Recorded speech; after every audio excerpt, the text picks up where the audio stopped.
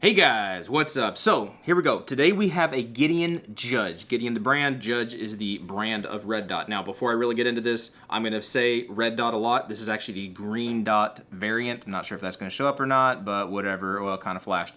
This is the green dot variant. So if I say red dot, this is the green dot. I'm just slip of the tongue kind of stuff. Let's get into this review.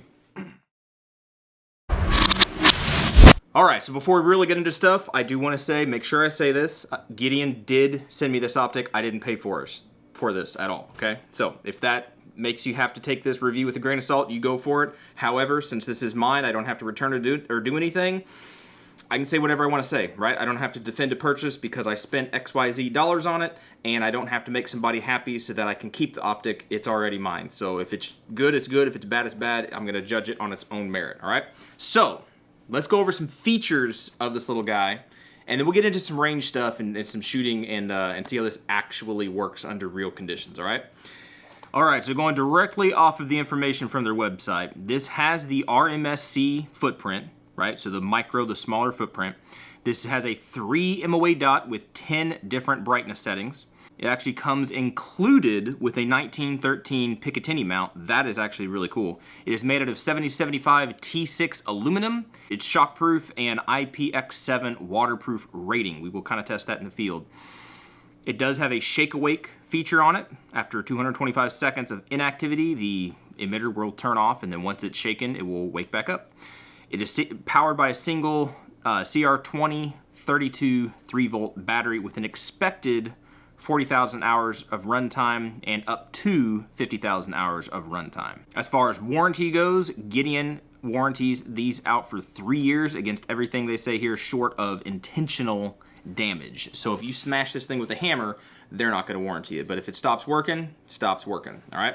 So, like I said, this does come with a 1913 rail on it, or adapter. I've never seen that for an RMSc pattern. I have seen that, however, for like RMRs and some other optics like that. But for the RMSc pattern, this is really interesting that they actually include the 1913 adapter on it, all right? They also include in here a little gasket, right? Because the battery is loaded from underneath. It's not loaded from the top or the side like a lot of people are going nowadays. So you will have to remove the optic from whatever it's mounted to change your battery. Now, if you actually get a 40 to 50,000 hour battery life, that's not a big deal because that means every couple years you could just change your optic or your battery and not have to worry about it. It's not something you're going to be having to take off and move around and do that a lot. All right, so for testing, we mounted this on 2 different pistols, right? I'm solidifying my testing procedures. Haven't exactly landed on it, but for this particular optic, we shot it on a 22 pistol, and we shot it on a 9mm pistol, since this is primarily a pistol optic. Even though it does come with a 1913 adapter, you can put this on a rifle, put it as a backup sight. I could totally see this as a backup sight because of the lightweightness of this guy. But we mounted it on the 22 pistol and the 9mm pistol. Starting off here, we mounted this to an Advantage Arms 22 conversion for my Glock 19. This is a kind of a test for the Advantage Arms upper or slide. I'd never really shot this guy before, but we got it zeroed, and the initial zero, I mean, that's a pretty big zero that we had going on. But again, brand new system, breaking it in and all that kind of thing. After we had that relatively zeroed and we shot it on paper, we just went and we shot 250 rounds of 22, right? Not so much burn down. We tried to do, we tried to shoot and just relatively semi-relaxed shooting. Super technical terms here for you. Super great hard data, and I apologize for that. But it is what it is. So 250 rounds of 22. And after we shot our 250 rounds of 22, we went back and put this on paper.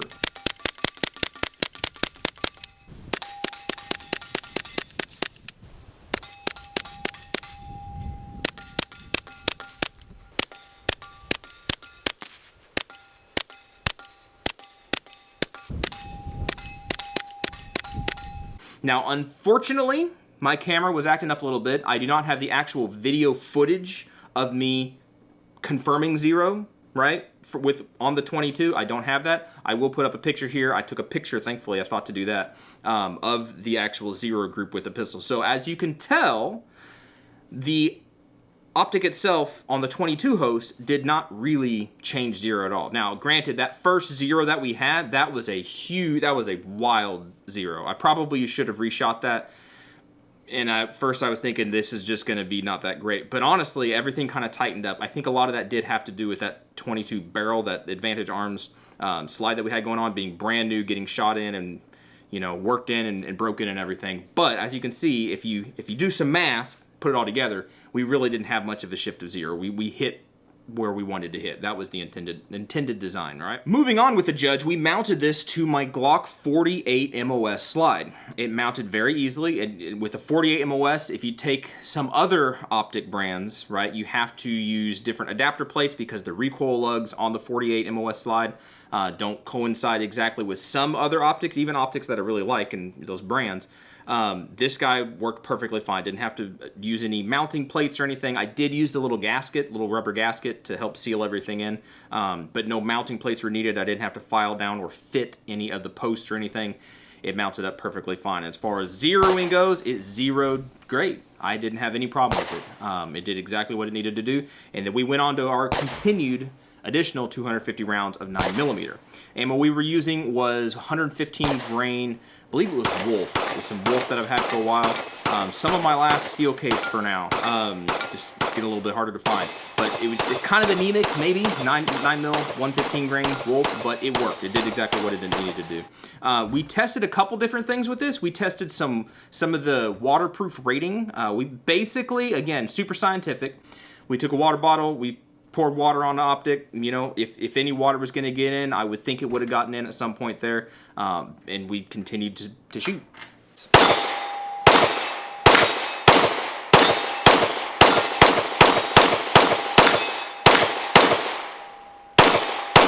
After shooting with the water test, everything seemed to be fine. I didn't notice any issues with the battery connectivity issues, if water had gotten in there or not. It didn't seem to be any problem at all. The worst problem was the gun was wet, and so it was a little bit slippery to hold on to, but that has nothing to do with the Optic itself. After the water test, we did rack the gun off of the Optic itself. One note I would make about this is I'm not sure if it'll show up on camera very well, but the glass on the Judge actually protrudes past the hood of the Optic, right? So I was a little bit concerned that we were going to have some issues.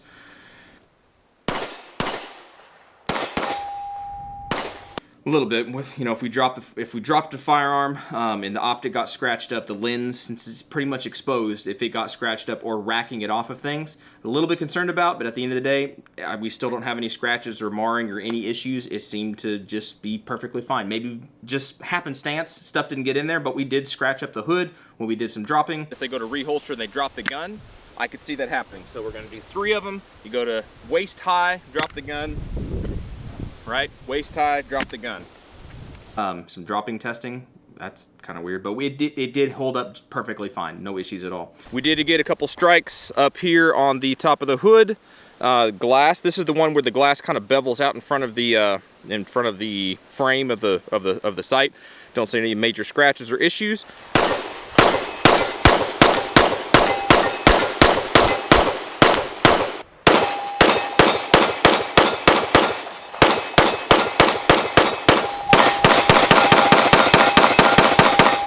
After we completed all that test and finished our 250 rounds, we then went and put this guy back on paper, and here is our results from that. As you can tell, there's no discernible shift in zero, right? We're zeroing, and again, with the 22 and with the 9mm, we were zeroing at the same position, 25 yards, shooting off of a rest. We're not viced into any grips or anything. Vices. We're not shooting off of a vice. We're shooting basically off of a bag, standing, and it did exactly what it needed to do. As far as I'm concerned, in my standard of things, that held up very well. If I was still trying to shoot a fist-sized group at 25 yards, I could still shoot a fist-sized group at 25 yards without any worry or anything. And granted, this is only 250 rounds of 22 and 250 rounds of 9mm. There's other people that do much, just beyond extensive reviews for these budgets of optics, and you can get these for around like $300, 200 and something bucks, just in their ballpark, depending on where you get it, what kind of deals they run. This is a budget optic, right? And so treat it as such. Don't hold these to the standards of like a $1,000 optic. They're not the same thing. All right, so holding it in its realm, in its particular wheelhouse, I think it did fine. I think it did perfectly acceptable in my idea and in my standards. It didn't crack. The lens didn't crack. The optic didn't shutter, turn off, do anything weird. It zeroed easy, and it held its zero, you know, over a 500 round range session on 2 different hosts. So I'm happy with it. All right, guys, so there you go. I hope you found that interesting. I hope you found it helpful. If you're looking at one of these for a budget build, I wouldn't have a problem with it. Again, on a 22, it's very lightweight. It didn't seem to cause any issues. Granted, we were shooting that brand new Advantage Arms 22 slide, so there were some hiccups there, and I would attribute most, if not all, of those hiccups with it being a brand new 22 system. Right, 22 is finicky in and of itself. Brand new firearms are finicky in and of themselves. You add all that together, you're bound to have some problems. But once it kind of got, you know, buffed out a little bit and we shot some, it operated just fine. All right, guys, so there you go. Again, hope you found that interesting. Hope you found it helpful. If you got any questions about the Gideon Judge, please let me know. I'll try to get those answers to you as quick as I possibly can. If I can't find the answer, I'll just try to point you to where you can find the answer, all right? Y'all be good, be safe. Appreciate you guys watching, subscribing, and everything, and hopefully, we'll catch you guys in the next video. See ya.